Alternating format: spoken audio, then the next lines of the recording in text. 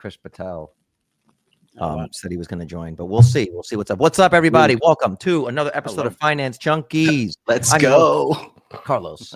We got with us today Jesse, Micro to Macro. We got TJ, the Wheel Deal. May your, what is it? May your something be red and your stocks be green. Sky stay blue and your stocks green. And your stocks stay green. And we got the one and only Heinzy Ketchup, who is in Steve Fiorello's apartment, apparently. He's in the same, you live with Steve, apparently. So guys, I mean, something amazing happened this week. I think we hit and we broke a psychological milestone that some of us have been saying is going to happen for years now, and have positioned ourselves accordingly. And by the smiles on everyone's face, I think that we're among that group who positioned themselves accordingly for the $100,000 Bitcoin. What were your guys? Where were you guys when it broke 100,000? Why don't we start with TJ? Where were you when Bitcoin broke 100,000? We were live on Wheelers. What? You were live? Wednesday. It was Wednesday night. We were live on Wheelers. And so let me give a shout out to Jesse, because I watch his channel. Yeah, you were saying before we went on. Tell him what you were saying before. He's been secreting me in now for about an hour a week now. So fucking an hour of my life is down the fucking drain because I'm watching Jesse. I know. He's sort of usurping my time too. It's between him and Amit. My morning is so fucked now, dude. Well, speaking of which, if you got something to say to Amit, you can say it to his face now. There you go. It's cost me like 500 hours of my life. I know. It's like between Jesse, you and Amit, there's like no time to do any other podcast. There's like no audience. We're both like pretty busy. Yeah, people are literally like changing their schedules around like cash flow and Amit's channel. It's crazy. Yeah. It's the new media, baby. It's the new media. It is, man. But you guys are not leaving any air time. There's like no air time. I'm on at like 3 a.m. Like, what's up, guys? Like with the 5 people watching. Hey, welcome. I'm glad you were able to make it, Amit. We were just talking about where you were when BTC hit 100,000. I was in a New York hotel, and streaming apparently. Well, no, I was in live. I was in a New York hotel. Get the notification. Robin says Bitcoin's above 100, and at that moment, I'm just like, "Oh, we're here." Yeah, that's it. But that's what it should feel like, right? It should feel normal. So it feels normal now. I think it feels normal because we expected it, right? Like we did the research. We looked at what was going on. To be honest with you, I think I'm a little bit more stressed on what to do now. I think. Before we get into that, I do want to hear where you were, Jesse, when that hit. You got a lot. I was the exact opposite. Yeah, I was the opposite of Amit. So I was sitting next to my wife. We were watching some show. I don't know. And I started just screaming profanities and jumped out of my chair and then ran over to the screen to get confirmation. So how'd you find out? Did you have a notification or something? How'd you? Yeah. My phone went off, TradingView. And so, I've been in this since since 1800 or something. So seeing 100,000 tripped me pretty good. Serious. So I was eating dinner. I was eating dinner and I got the notification. And then shortly after that, Chris Patel called me. Like literally 2 minutes after he called me, and I pick up the phone. And he's like, "Congratulations!" I was like, "Oh my, I gotta go," Yeah. And so I left, and I saw it. And I was like, "Wow, this is pretty insane." It's like we've been expecting it, and we've said with a lot of conviction it's going to happen, but to actually see that sixth digit was insane. It must have been wild for you and Jesse, because you guys have been in this for a very long time. Yeah, a long trip. So Carlos, what was the emotion like? Because I'm sure you have it somewhere. You talk to your wife, you talk to your family, because you've been here before at like 70,000, and you have this big old bag. You have this winning lottery ticket, but you're like fucking not going to cash it in. Shit goes tumbling down. So now you got to make another game plan. And when it gets to these levels, you're going to cash in the lottery ticket. So walk us through that process. I saw you and Vitaly for about half an hour, and I know. Yeah, we did a pod on Friday. I don't know. It's one of those things where I didn't even. How do I explain it? I had been waiting for it for so long that when it finally did happen, it was almost like I couldn't believe that it was real, if that makes sense. Like I couldn't believe that it had actually happened. And I don't even know, even with everything, it's kind of, there's a little bit of what Heinzy said where it still just kind of feels normal. Like, cause I expected it for so long. So it was great. I felt good about it, but I also said, like, to me, that wasn't the end of something. That was the beginning. That's when it was like, okay, now that we've had this proven, we're not done yet. There's still more that we've got to get through. Basically, we've got to get through like next year. And so that for me was the big thing of like, okay, now we've really got to start paying attention to this because you can fuck things up, you know? But it was definitely a sigh of relief. Not only that the conviction was right, but also like, wow, we did it. Like we fucking did it, you know? Yeah. I think the common denominator for all of us who hold Bitcoin, I think, is the conviction. I think it's just the way we look at it now, right? I mean, everybody's timetable is different. So that's why I think maybe I'm a little bit not like semi-stressed about it. Like, what should I do? Should I do more research on what's going on around me? You know, is the money printing and all of these problems, are we still going to continue to see that, right? And would holding Bitcoin be more valuable for me? So we'll see a lot of money printing, and that's the great part, man. That's the great part. It pumps all of our bags. Carlos, you're muted, I think. I was saying, yeah, let's talk about what happens now, MicroStrategies and what happens, strategic Bitcoin reserve. Like, okay, now we've hit the milestone. We're at 100,000. That's a game changer. What are we looking at in 2025 now? Bitcoin. Yeah. I'm just kidding. I don't do the frogs. No. Frogs. I think 150K by Q1 pretty easily. I agree. I actually agree. Wait, but the fib seems to be 140, not 150. Yeah, it's closer to 150. You think so?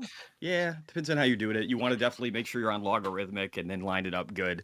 If you've got it, I'd like to see, because everything, the way I've been charting, seems like 140. It's going to hit that and do the same thing it's doing now, just sort of dance around the 140. Yeah, you know, honestly though, like when you're picking targets anyways, you want to be early, you want to be low, because everybody stacks up like right at the line, and those guys usually don't get their bids filled, or ask whatever side of the trade you're on. So yeah, it's probably still good to be low either way. Right. So what's the strategy then? Okay, so if you're saying it's 150, you think by Q1? Now is this one of those things, because we got on August 20th when we have January 20th when we have the inauguration. Yeah. Is that a sell the news thing? Could be even before that. I think there's a lot of people this year that, like last year, I think everybody was like taking losses, or maybe it was the year before. I don't know. They all blend together.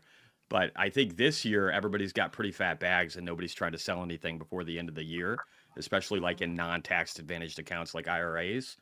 So I could see, I mean, Tom Lee's pretty adamant about, a Christmas rally, and that seems to be what's happening. Global liquidity is starting to wane, but still seems like we're juiced up enough from Trump winning to where we're going to have that rally. And I think maybe the beginning of the year we have some kind of retracement, but we could see, like, honestly, I thought we'd already be up to 120 by now, but the wall that was built up shortly after 100, they moved the wall quite a bit, and it got pretty big pretty fast.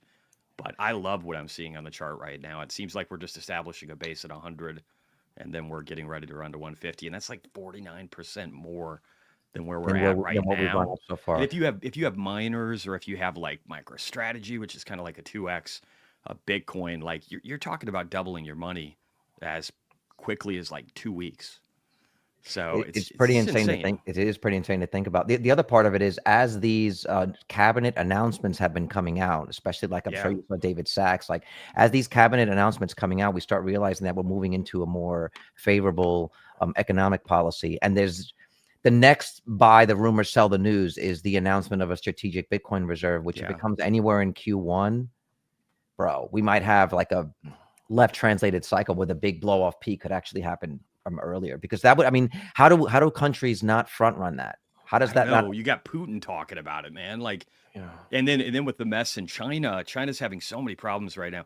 I could just see them. They haven't really been doing it yet, but if anything, they've been like tightening their monetary belt. But if they do have to open up, they're going to open up in a big way, and they're still going to see capital flight. And then you have every strategic reserve. It's countries, it's states, it's cities, it's pensions, it's everywhere. It's everywhere. And then you have MicroStrategy, which is like fuel on the fire, because the volatility that occurs both up and down, which Bitcoin's really good at, and then MicroStrategy is a 2x play of that. It eats that up and turns it into yield, because that NAV goes up, that premium, and then he sells, or he does this convertible bond issuance where they're guaranteeing the people 600,000 or 600 600 million in Bitcoin. They're taking 3 billion. They're doing it for 0%, and then they're pushing the terms out to the end of 2029. So like, they're so set with this stuff. It's like the best debt anybody could ever dream of. And you have a bond market. I mean, there's 150 trillion in the United States, but really probably 50 trillion that's accessible that wants this because it gives them way more yield than they're accustomed to. The next best bonds are like pulling in 3%. And then you have this doing 100. So it's a nice little multiplier, even if they're applying a small amount of capital to it. And with 50 trillion that can be purchased with, it's an insane, like, they're not going to stop anytime soon. They're going to get as much as exposure as they can until they think that the music stopped. And then they'll just have to go back to share dilution. On that note, you saw that there was a presentation that Saylor did for Microsoft about essentially doing the same thing. So my question is this the year where we start to see companies being penalized for not having some sort of Bitcoin reserve of their own, not converting some of their either free cash flow or doing some sort of convertible bond to go and buy some Bitcoin? Now that you're seeing Mara's doing it too. Yeah.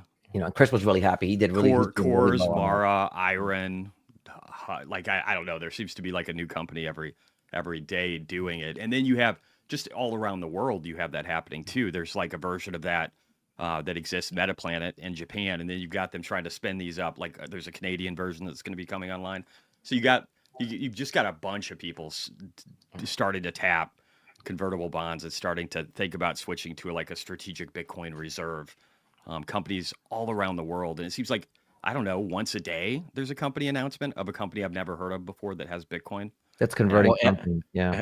Amazon, Yeah. I think Amazon heard just that too, said yeah. 5%. Like they're going to put 5% There's of their talk cash. of it. Yeah, there's rumor of it. And if Amazon they putting did, their 5% of their free cash flow. If they did that, or would be no, insane. whatever cash they have right now. So I think it's like 20. Okay, you bring up a good point. You bring up a good point because even in 2020, Kathy Woods was on TV saying, if all of the Mag 7, all the companies in the S&P 500 allocated 1% of their free cash flow to Bitcoin, it would be $400,000 overnight. If they did 10%, that's $1 million Bitcoin. And that was before ETFs and strategic Bitcoin reserves. So for the country, states, cities, everybody's doing it. The mayor of some Canadian city, like big, huge city, is talking about doing that exact same thing. So you have the entire world from every, like the bottom of the scale all the way to the top, fighting to get access to this. You know what's so random? You know who the third largest country who has Bitcoin, or the country that has the third largest Bitcoin reserve? You know who it is? China, US, it's and it's that Bhutan. One tiny, Bhutan. It's Bhutan. Yeah. What are they? They're all Bhutan. They're holding Bhutan, one of the happiest. They're like the third. Yeah, and they're like the happiest country on earth or something. I can't remember, and they don't really care about like more than Sweden. Money. Aren't they like the happiest people? Who? What? Where? More than Sweden? I don't know. They could be up there too. But all I'm saying is, it's great that this country that really doesn't really focus on like capitalism and all this other stuff, but they still could see like the light with Bitcoin, and they have a bunch of it. I think that's cool. Yeah, they could be really rich in the future. Real quick, let's just answer a couple of these questions in the chat because this is coming up here. There was one here. Where are we? Do you think Saylor's idea of replacing gold will be taken seriously? My answer to that is I think yes. I think that's essentially what we're seeing happen. He's been making the case for a while. You got Larry Fink making the case for a while. And Tom Lee's been saying that since 20. This is just. I think Cynthia this is Loomis. That's literally like a part of her bill, I think. So yeah, right. That's. Like I think it's a matter of time. This is not an if, but a when. Yeah. Question: when will BTC price be less volatile going forward? What do you guys? I'll let you guys take that because it depends on what you think is volatility, and crypto volatility is way different from like stock market volatility. So I just think that MicroStrategy is going to make it a lot more volatile over the short term. They're going to be pumping in. I mean, again, between everything that we're talking about, there's going to be so much money coming in and out. I think it's going to get worse or crazier, and then I think over time, it'll die down. It dies down every cycle. Every cycle we have lower percentage drops Lower versus the one percentage, that yeah. came before. But It's a but normal what's part of funny it. is even with those lower percentage drops, the price drop is going to be insane. Even though it's a smaller percentage, it'll the be a bigger price is going to number. be. Yeah. So it's going to seem like it's more volatile, even though on a percentage, it's like Apple. Apple drops 5%. That's a big move for Apple but it's a ton of money that came out. Let me see. Yeah, 30% in a day or something, or 2 days. That's a big number. That's a big painful number. What do we got here, TJ? What are we sharing? So I guess my thing is I like to participate in these conversations, but I think more importantly is how the fuck are we playing it? How are we making money? This is what I'm doing, and I'm gonna blame this dude over here named Jesse Dow. I was fucking jonesing on this fucking dude's channel for like 5 hours, dude. And I was like, well, how the fuck can I make money? Because I don't like listening for the sake of listening. If I want to get entertained, let's watch Netflix. I listen to make money. And I landed on MicroStrategy, but not MicroStrategy. I landed on this other super leverage play called MSTX. And I'm going to be selling these guys right here, 25 puts a week out. And they paid a cool $10,500. So it takes money, obviously. I mean, it's a $80 strike. So it's way out of the money.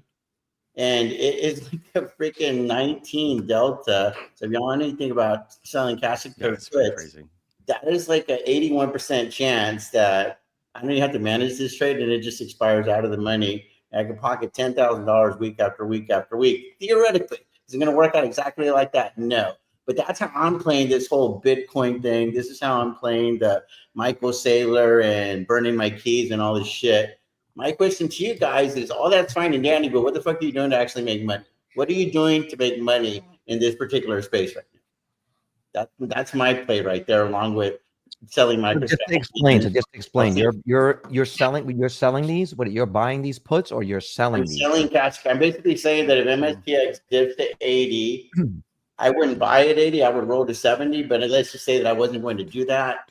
I'm basically saying I'm a buyer at 80, and then I'll try to write the shares back up, and I'll sell cover calls along the way. What's the current price? 100. Oh, okay. So you're betting on a $20 move.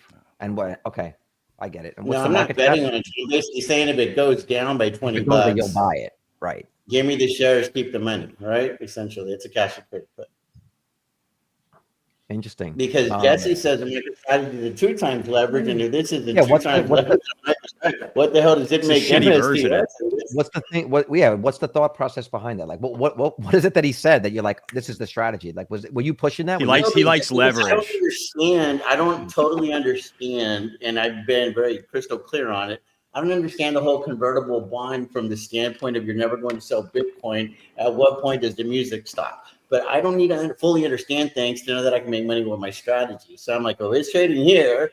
I'm going to give myself a nice margin of safety and sell the cash secured puts down here, because in a 1 week time frame, I have a hard time believing that MicroStrategy is going to even threaten my strike price, or because MSTX is going to move in proportion to MicroStrategy. And I think that right now things are just extremely bullish. I think that this Bitcoin trade works for the next probably quarter or so. So that's how I want to make it. Everybody's seen that I made the $73,000 on Riot in 14 days, but I had to tie up 1.3 million for that. Over here, it's like you can make a lot more money percentage wise. The numbers are crazy. Yeah. It's just fucking, I've been selling premium for a while, but I've never seen these types of premiums. So, but you got to remember, Saylor loves this, right? This whole volatility is vitality.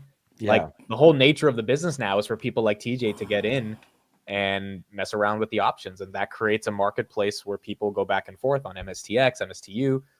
And as long as Bitcoin keeps going up, that marketplace can print really good premiums. For sure. Jesse, let me ask you, because I'm pretty sure you understand this more. So from my understanding with convertible notes, whoever is the lender, can't they hedge by shorting MicroStrategy? Yeah, there's so many different strategies to do that. If you watch, I forget what it's called. It's like because they got to protect themselves, right? Yeah, yeah. And they also have clauses, right, about how long that it has to be held. It's like a minimum of 4 years or something like that when they buy the. Yeah. Well, and some can execute earlier. Ben Workman, okay. I don't know if you know. Do you guys follow him on X at all? No, if you want to bring it up, you guys gotta follow. I'll show it. If you ever have questions about, I have been thinking about really good, like new channels, new people that I haven't seen on X that I've been following recently that come out with just some really good analysis and stuff. Yeah, this guy's amazing. Let me share it real quick here. So he is the go-to guy. He actually had Michael Saylor follow him. So if that tells you anything That about does tell you something. Wow. his Before competency. BTC breaking out to 150, do you see it retracing to 80K? I don't know that we can ever get. Maybe we can get to 80K, but that's It could lot. happen. It could happen, but I doubt it. I don't think it's the most probable thing. But this Would you guy right welcome it? here, yeah, I always do. But I mean, I have almost $4 million in crypto related stuff. So So you're I okay mean, either way. yeah, but I'd be all right either way. I've got other things to fuel it. So he's got a bunch of posts in here. I would just look through them. But if there's anybody that can answer every question that you have in regard to the bonds, it's going to be this guy. Let me see if I can find a good Who post. is he? I don't even know his full background here. Let's look up here first. Is it Yeah, curious it doesn't mind? give you a lot. It doesn't give you a lot, but he knows just about as much about the bond markets and especially how they pertain to MicroStrategy as anybody I've listened to. Let's see here. Here's a December 6th post. So here he's showing convertible notes, conversion eligibility watch, and he's showing all the different tranches and how much they were, how many shares, whether they're eligible to convert early, what their MicroStrategy cash redemption eligibility is, and he shows like he's tracking everything. So if you want to know what's happening, if you want to know what the risks are, if you want to know why this is a trade that can just keep going higher and higher and higher and higher, he's going to be one of the better ones. And he's affiliated with some group. It's not Northern Lights. It's like something else. I can't remember what it's called. They have a YouTube channel. I highly recommend that too. Mm-hmm. But they can explain a lot in regard to the convertible bonds and what the different plays are. I think their YouTube is called Quant Bros. But they talk through a lot of that. But for me, the big thing is Michael Saylor has a $50 trillion bond market that wants to be able to get 30x what they've been getting for their yields. And they have $50 trillion that they can dedicate to this. And every time, even Mara did this. They got terms going out to 2031 at 0%. Yeah. So like TJ was saying earlier, like, I don't know, exactly when it's going to stop. Here's the thing. It could run for a very, very long time, and it doesn't really matter until the tippity top of whatever happens with Bitcoin this cycle. And I don't think it's going to be 100K.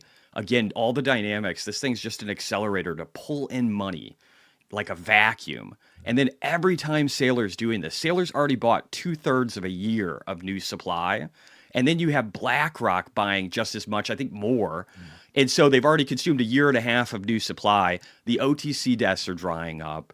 And this thing just grabs new Bitcoin. And he just did it again. He just bought more Bitcoin again. And we'll see what those numbers look like on Monday. And they just go away. And so when will this thing blow up? It will blow up in the bear market. And we're nowhere fucking near that. That's my take. The bear market, you would say, with 2027. 2026 probably, but there's a lot of things that can happen if the Department of Government Efficiency does half the stuff they're talking about. If the deflation that's coming out of China, like Michael Howell was talking about this last week, if that keeps helping us, right? Because we're looking to be loose. We're looking to lower taxes. We're looking to juice the economy, get things moving, lower energy costs by 50%. We're looking to do a lot of things, and then we could have tariffs going into effect with China. So we're doing things that could cause some inflation, but since China's bleeding, it just goes from one place out to the other, and it makes it to where I think we're going to be able to maintain our inflation rates and really blow up as an economy. So I really care about what happens over this next year to really cast judgment on when it's going to come to an end. But I think it's going to be a crazy fucking year, and I'm not even worried about it until the end of Q1. Like just valuation and just reevaluating things, I'm not worried about it, and I still think it can double. One of my biggest questions is piggybacking off what Heinzy is saying is if they're selling these bonds at 0% and we continue to inflate, then technically, even if they get paid back, right, 1-to-1 at 0%, they're losing money on inflation. So they do need to make some money on the way, or they need to have some sort of guarantee. Like, how does Michael Saylor pay back these loans if he's not going to sell the Bitcoin? Is it issuing them shares? Is he giving them shares in the company? And because I was watching a thing saying this, something about MicroStrategy is getting to a point as a company where their yearly revenue is going to get maxed out in terms of paying, any interest or paying any fees associated with it. So yeah. What happens when they max out their own company's revenue? Now he needs some other source of revenue to keep the train going, and he doesn't want to sell. I think they can actually just renegotiate the conversions at a later date too for most of them. But what we probably should do is get like maybe we could talk to Ben.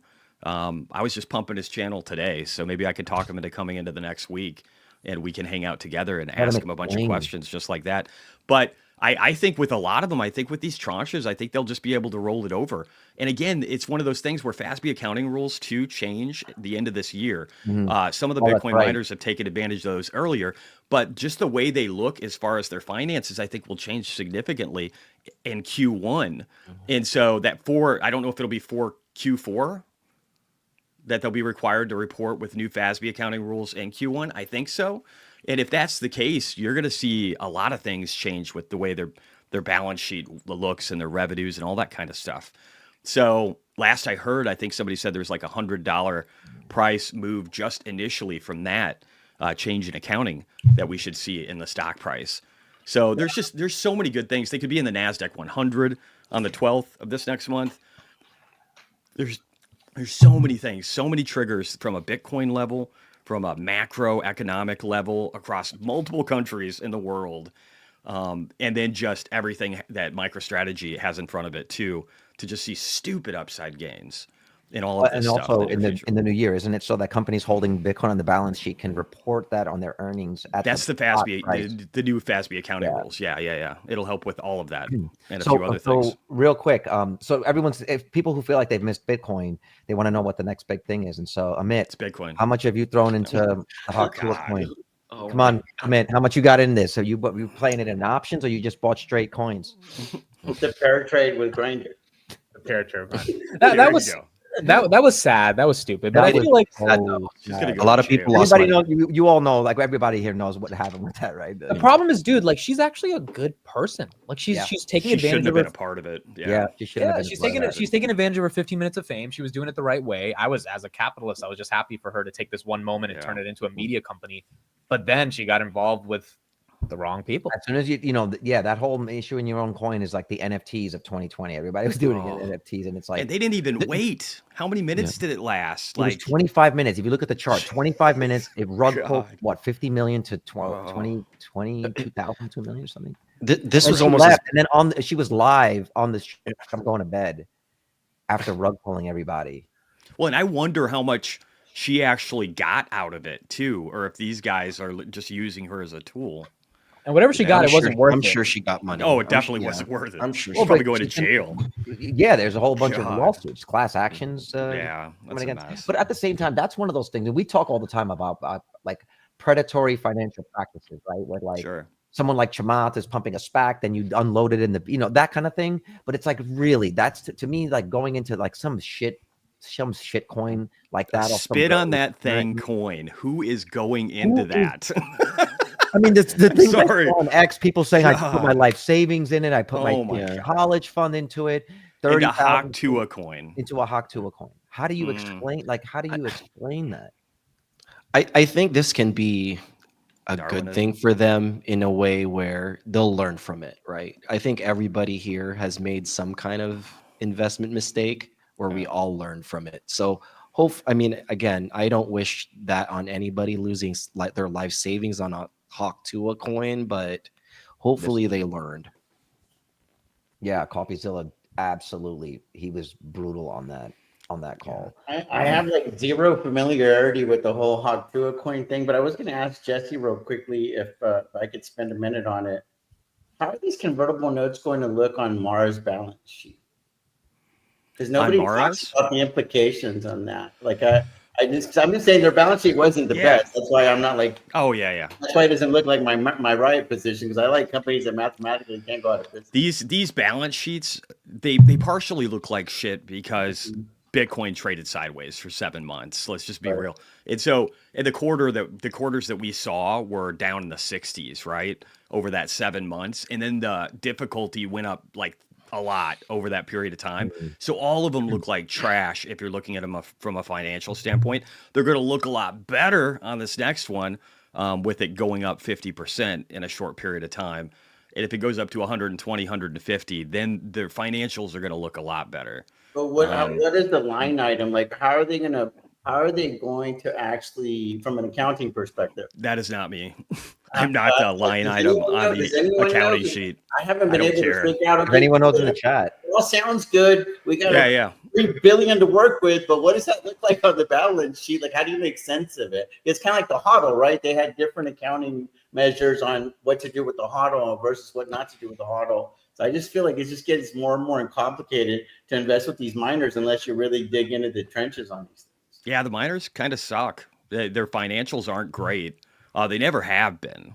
I used to be one back in 2017. It was a horrible decision. I'd probably have $100 million today if I just bought Bitcoin. Instead of trying to mine, Yeah. So it's not like a profitable business. And I don't even know if it's going to be a viable business. I'm going to have to like rethink it next cycle, I think. But it hasn't kept me from putting like $1.5 million into it. And I still think I can make a bunch of money off of it. And again, it's the pump that really will make the financials look good. I can't tell you the line items and how things are going to look because of what they're doing with differing accounting things. That's not really my area of expertise.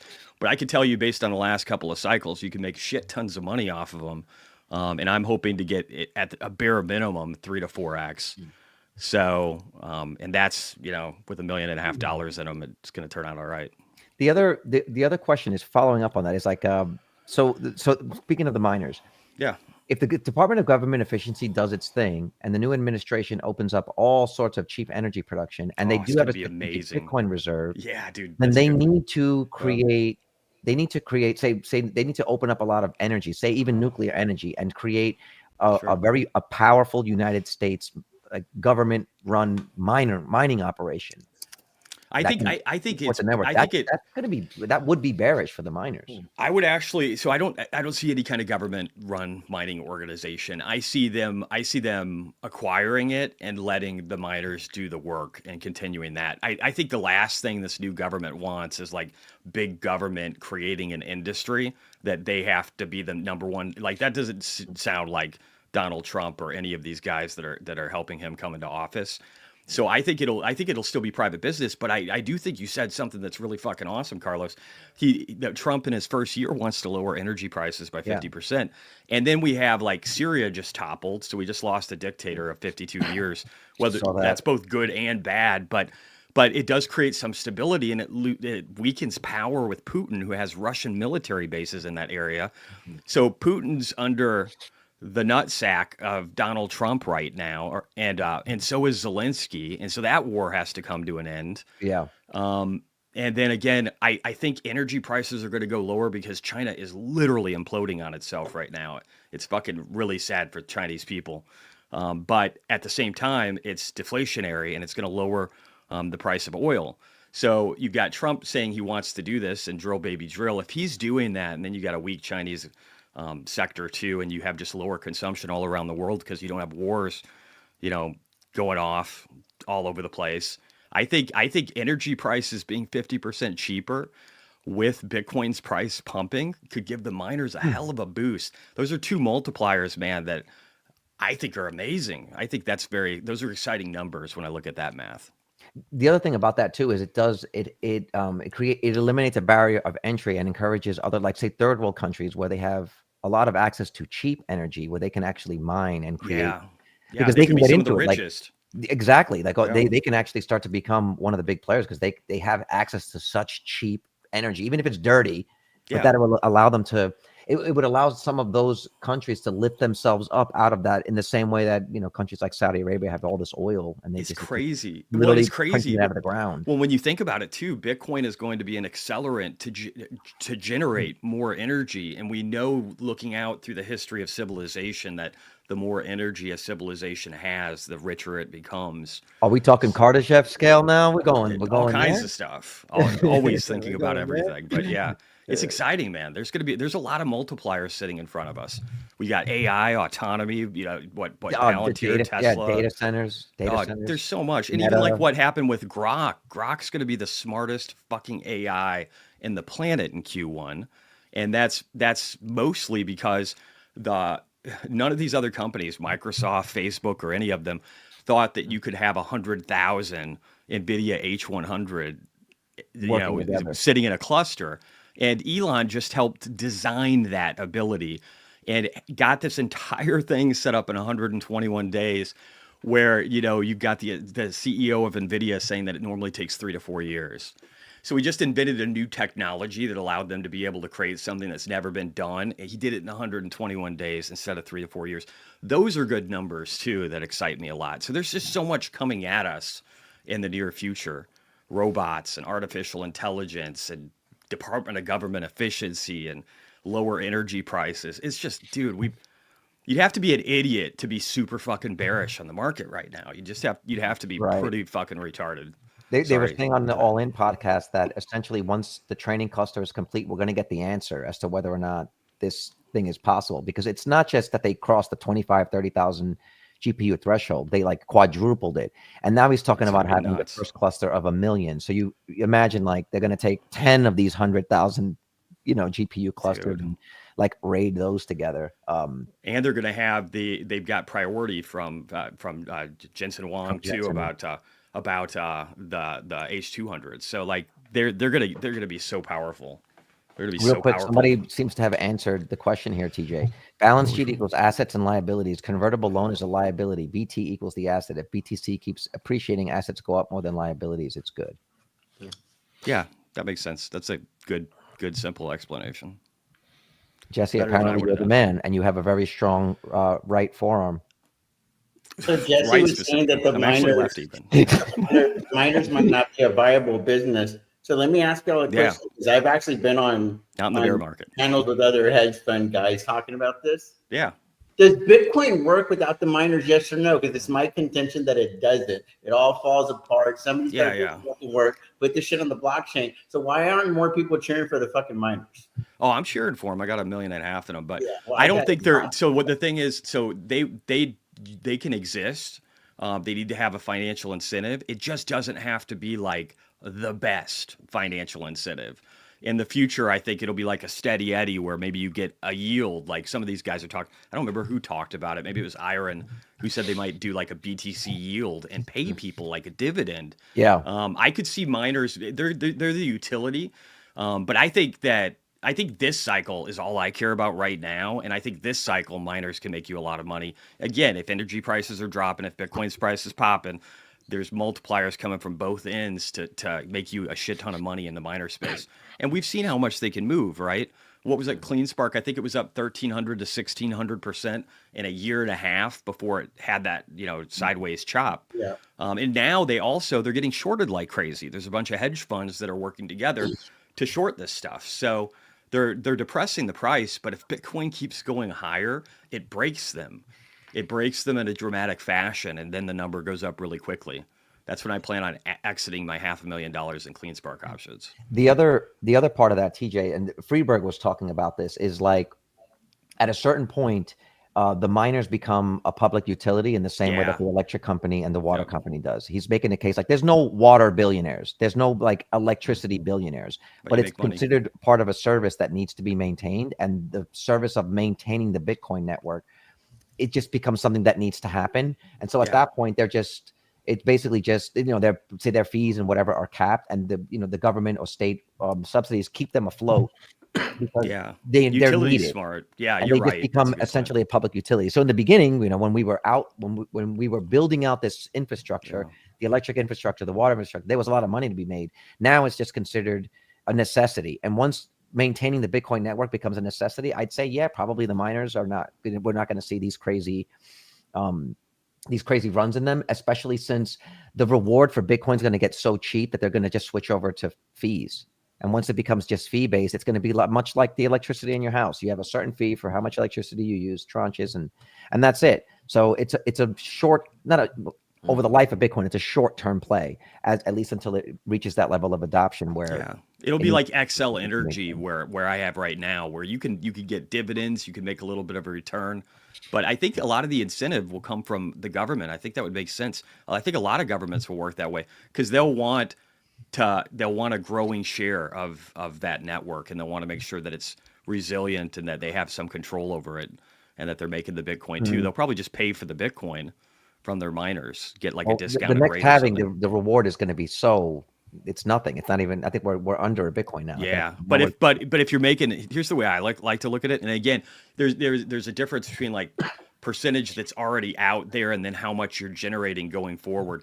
The each cycle, it's going to have less impact on the price. I think it'll start waves that get things moving, but it will be less dramatic with each halving cycle. I think that's very true. Right, so much. But you do. But let's say that we get to 300,000 or something for this next peak, right? If you're up to 300,000, that's a pretty big fucking number to offset that. You know what I'm saying? So the number going up helps that too. That's a very, very long time for now.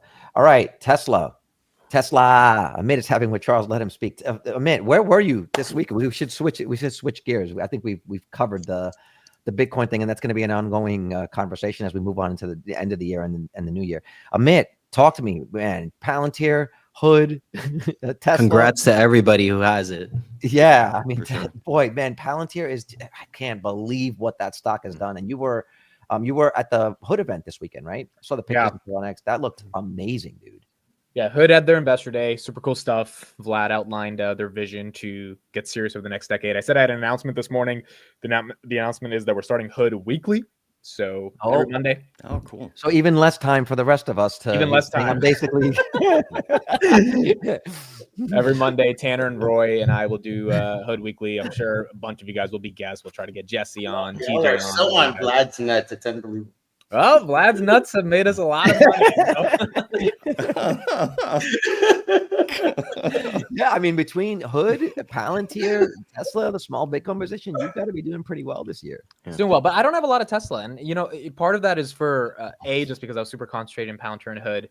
B, I just bought a Tesla a month ago, but I didn't really ever believe in FSD. Like, I never got it. Mm-hmm. And as a result, I never invested fully. Someone like Jesse, who understood it since the beginning, you understood it since the beginning, Carlos, TJ understood it.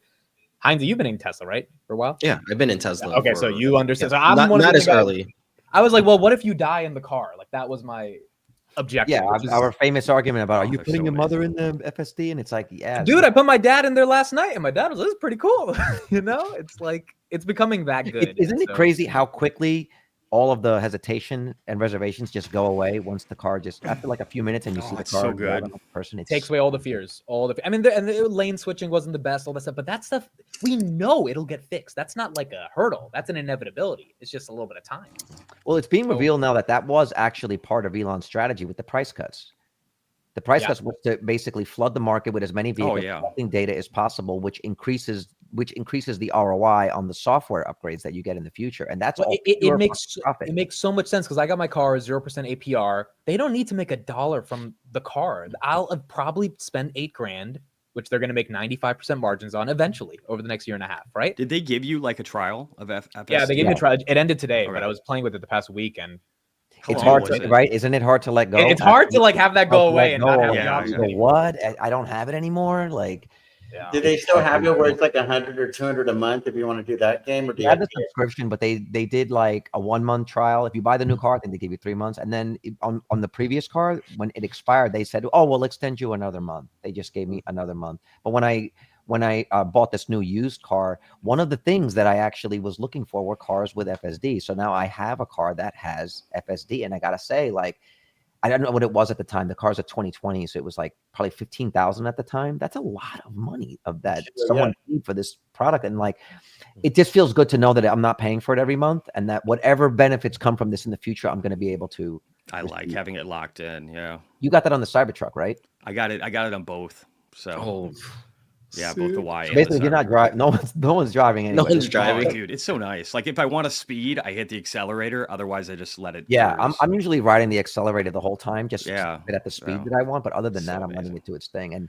And the the knock-on effect of this, which is I think what Amit was alluring to. I mean, Tesla's at $400 a share now. It's like $394 when I checked last time. So that's, to me, is market saying, okay, FSD really is this good. And Elon's been saying forever, the same shit that's in the car is in the bot. Yeah, we saw Optimus catching the ball. Now that was remote control, but you see that that's how they train it, though. To see it. So I think now we're starting to see the beginnings of the bot being priced in, and Tesla's gonna one of these quarters, maybe Q3, you're going to start seeing these bots just in factories all the fucking time now. It's just going to be 1,000 by the end of next year. That's what they're saying. That's going to be insane. It was already insane to see 12 of them at the CyberCab event, but 1,000 of these things.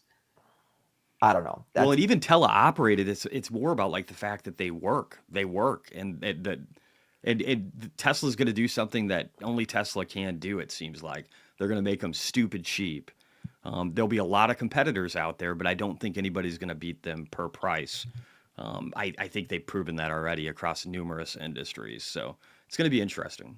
I think also another benefit that they'll be able to prove is, say you've got like you need to sometimes move personnel around or people with certain expertise. You could theoretically have people in Shanghai controlling bots in Fremont.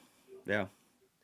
You know, if they wanted as overtime or whatever it is, right? You could have people just controlling some bots, or I'm sure they could even do something where you can control a group of bots that do an action together where 1 or 2 people are controlling a group of these bots. So you get to amplify your workforce. I just think we might even be sleeping on how much of an impact this is going to have on Tesla's business in terms of their ROI. It's going to bring their own operating costs down, and then the marketability. Like, in other words, do we think that the same thing that we saw with the demand for NVIDIA's GPU could happen with the demand for Tesla's bot on the corporate side?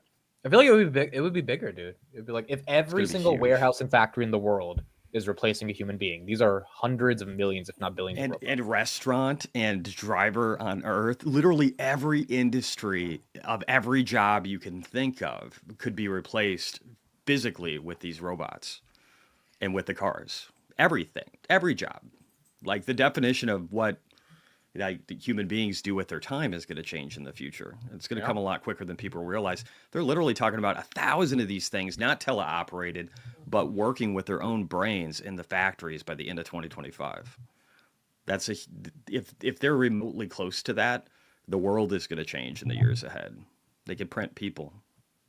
Yeah, I feel like Tesla's a buy alone on the bots, and maybe you're paying a little bit too much for it. It's run up a lot, but if you have no exposure like me, it's a buy alone on the bots. That was Steve's bull case. Of all the things that got him to buy the bot, to buy it was the bot, and I think that was maybe 2 years ago, or at least a year and a half. He bought it at 170, and it's worked out. You know? And Palantir's went up like 1,200% in the last year and a half. So if you can't afford Tesla, there's something wrong. Okay, just saying.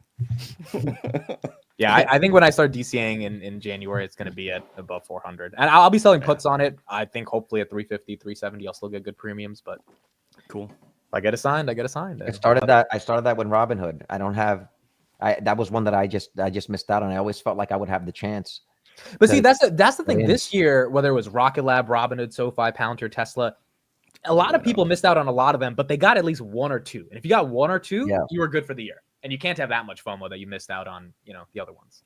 Next year, I don't know how that plays. But it is something where, like, it's I'm sure it feels the same way with like telling you about BTC or Tesla. Mm-hmm. It's like we were telling you, you were there, the money was there, you were looking at it, and you said no every single day. Same thing with Palantir. Like somebody reached out to me on Twitter because I did a pod with Vitaly on Friday, and we were talking a little bit about Palantir. He's like, I had no idea you were as bullish on Palantir. What did I say? Who was this that texted me?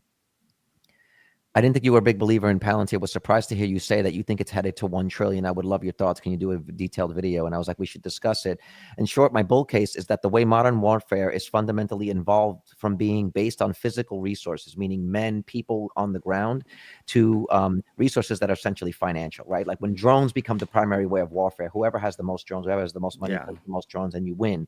And I said, meaning that whoever has the most money wins. That kind of a warfare is amplified by Palantir's tech, so they will benefit tremendously from this evolution. When you start realizing the way that's going to go, that we're not going to have to consider so much human capital with respect to the way that we fight wars, that means we might see more wars. And that means you need better software to control that. And that means Palantir is going to be an immense beneficiary of that. They're going to win in a lot of ways, I think. A lot of ways, and then the entire PayPal mafia is running the country right now. I know, and that only what is it, Anduril and Palantir? These are both like Lord of the Rings names, right? Like based on from guys that are nerdy and all think the same way. I don't know. I think Palantir is going to have tons of success. I wish I wouldn't have sold out of it too early. Amit should have talked me out of it. I bought Shankar. Didn't Shankar sell? No. Shane? Did Shankar sell? Oh, Sanker. Yeah, he's sold. Mr. Sanker, Oh. sorry. But see, that's the thing, bro. Insiders have been selling like there's no tomorrow.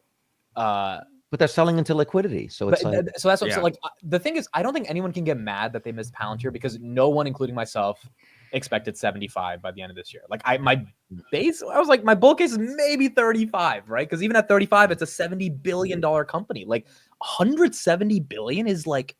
But now I'm trying to think. Okay, so at 35, it was overvalued theoretically. At 75, it's still expensive, overvalued. So then the question becomes, what changed from 35 to 75? Nothing other than institutional appetite, because I refuse to believe retail took it up another $60 billion. So if the institutions have said we like it from 35 to 75 and we probably like it at 80 or 90, it means they're so afraid to miss the story. Now, if Palantir fucks up in earnings, then it's going to come right. But if they keep the earnings growth there, the institutions are going to say we feel underallocated, and they're going to keep paying a premium. And then there you go. June said Neil sold his Palantir. Yeah, Neil sold some of his Palantir. I thought it was some. I thought it was just some. Oh, he sold all. I don't know. He sold all of it. But management also said post basis and see how much he was up. It's like it's still stretched a lot. 35, you felt like it was stretched a lot. We're double that. I thought it was stretched. And Tesla right here says in the chat, my $75 was my 2027 target. Management thought in their SEC filing 70 would be a 2029 goal. So they had no idea this would happen. Yeah, you know? That's crazy. Yeah. How much of this though? Is inflation? You know, I think we spoke about this last time that Tesla's really close to hitting its previous all-time high of $414, but with inflation, that's more like $492 or 70 cents. So we need to hit 500 to equal that. How much of it is that maybe we should be deducting a 20% of the price to see what the true value is based on 2020 before all the money printing?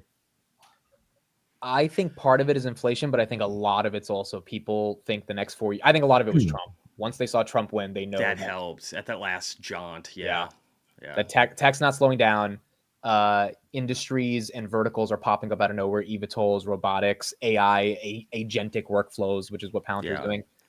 And then again, as Jesse said, you got to be really special to be bearish right now, unless we get a recession.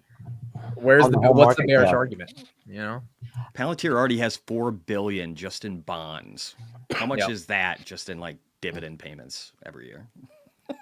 It's about like 30 million a quarter, or 70 million a quarter. They've executed really well. I think it's like the AI narrative is really strong. Like you said, everybody's risk on, especially after Trump. And then again, the whole PayPal mafia, all these guys that are really good friends with each other and all invested in each other's companies.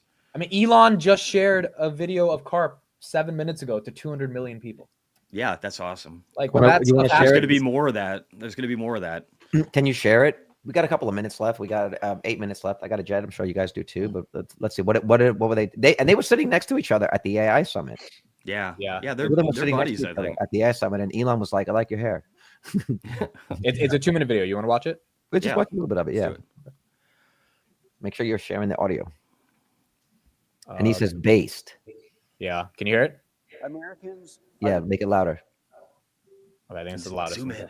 All right, raise your. God-fearing, fair, least discriminatory. Americans are the most loving, God-fearing, fair, least discriminatory people on the planet.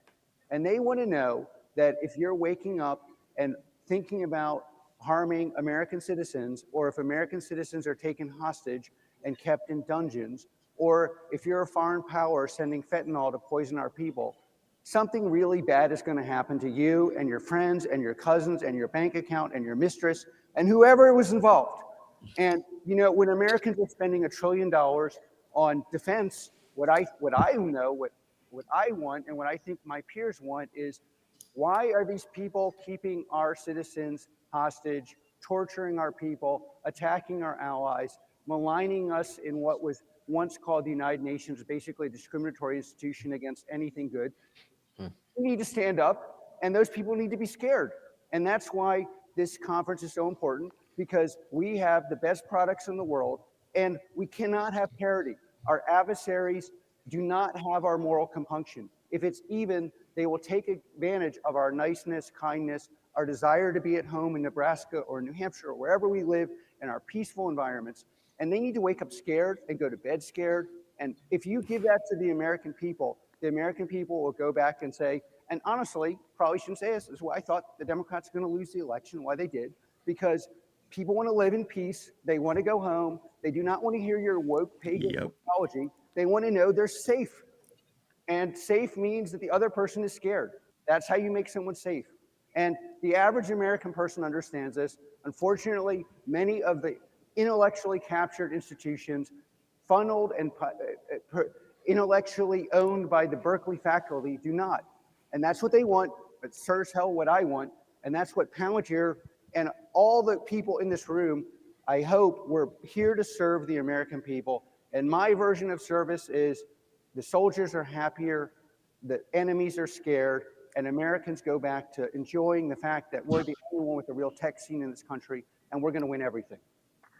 That's how He's such a badass. Based and liberal, two things you don't normally see together. Alex Karp is a badass. That is a really weird political leaning, but it's hard to disagree with a lot of what he's saying there. Yeah, is that eventually it comes down to people. It's that self-preservation, right? If you feel like your own personal safety is threatened, what else do you have if you don't have personal safety? What else do you have if you can't close your door and realistically expect that no one's going to come in your house, right? Yeah. Well, if you have kids, you want a better future for them. So I'm like, you're going to revert to the basics. So lastly, I'll leave with this. This is an interesting idea. What do you think of the idea, just blanketly, of markets moving away from doing buybacks? Like you were saying, MicroStrategies was saying maybe we pay a dividend in BTC. Maybe BTC becomes a medium of essentially replacing this typical buy. Because Saylor was saying that, like, why are you going to keep buying back your own stock? He's actually making the case that financially, it's not accretive. For the shareholders, he's saying it's actually a disservice to them.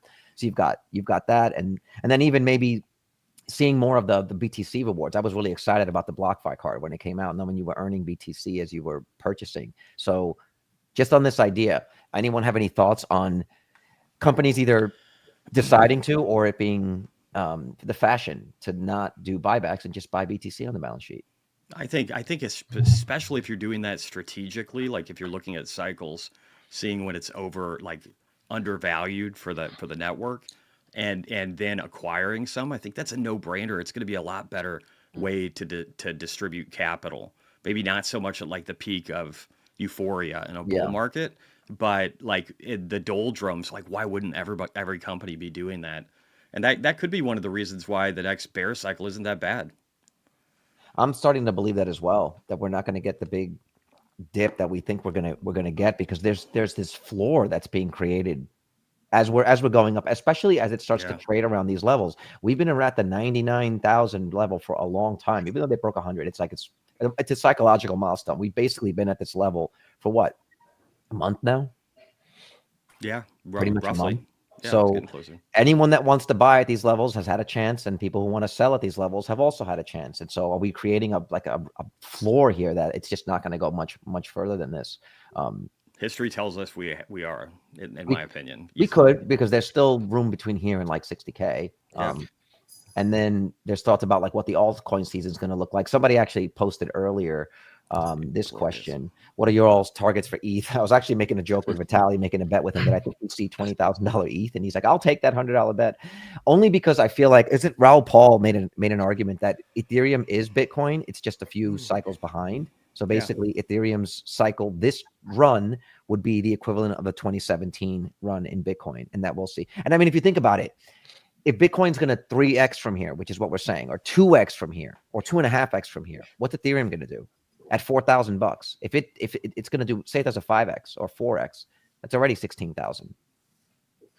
So you know what I'm saying? Like, I can't see how Bitcoin, how does Ethereum top out at $8,000 or $10,000 and only move up? If it's 4,000 now, how does it only move up, say, 1.5 times when Bitcoin is outperforming that? I just don't see that. Depends if there's other networks that eat away at it. It depends on how strong it is this cycle. I think it could do all right. I think my low is like 10K, I think. So on ETH. That's my low. That's what I'm thinking. Somewhere between 8 and 10. But then I think because of the price point where we're talking about Bitcoin potentially going, all of that money flooding down into Ethereum, it totally could. I think you see a $20,000 Ethereum. Plus there's a lot more ETFs. Like, I think Solana is going to be coming up strong as a third, I think, this cycle over XRP. Yeah, I think so. I mean, XRP's already jumped what 400%. Yeah, that like one was in a month. I mean, Yeah, like it was I've got not all my candle. relatives asking if they should buy it, and I'm saying no. You don't I buy got something out of that went it. up. It was a god 450%. candle. Yeah, it was a god. Like you don't jump into parabola. That's like a good way to get your face bit off. But Right. I think Solana could steal some of that. But I also think that, like, again, you're right. There's just tons of money coming in, and there's more ETFs for Ethereum than there is Solana. So that could increase flows too. People are going to get gambly, man. Some people can't like think about their valuations for things going forward and realize, like, in this environment there's going to be euphoria, and if there's euphoria, what are your targets? I don't think enough people think that way. They Well, think of like, oh, this is what it should trade for. It can go above that. Right. If you look at Yeah, the fair value, the rainbow chart trend of the fair value, it can Yeah. get very well Really big. overstretched over that fair value for sure. Yeah. you know what's crazy though is not it's still with Bitcoin hitting such a milestone. Still, there's so many people around me that don't believe in it or don't Oh, even yeah. know what's going on. I think that's why I'm still so bullish on like Yeah. holding on, because it's just like at what point are the majority of the people are going to say, okay, I finally recognize the insane inflation. Like how long are people going to not raise their hand until they see Bitcoin as a, like, okay, this is actually solving things?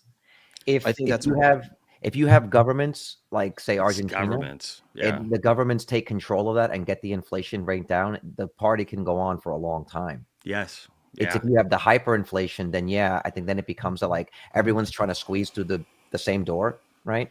But I think long term, these countries want to get this stuff under control. There's been a lot of money printed. There's been a lot of irresponsibility, and it seems like the world is shifting back towards common sense. Yeah. And we're seeing it in various governments. We still have to play that out.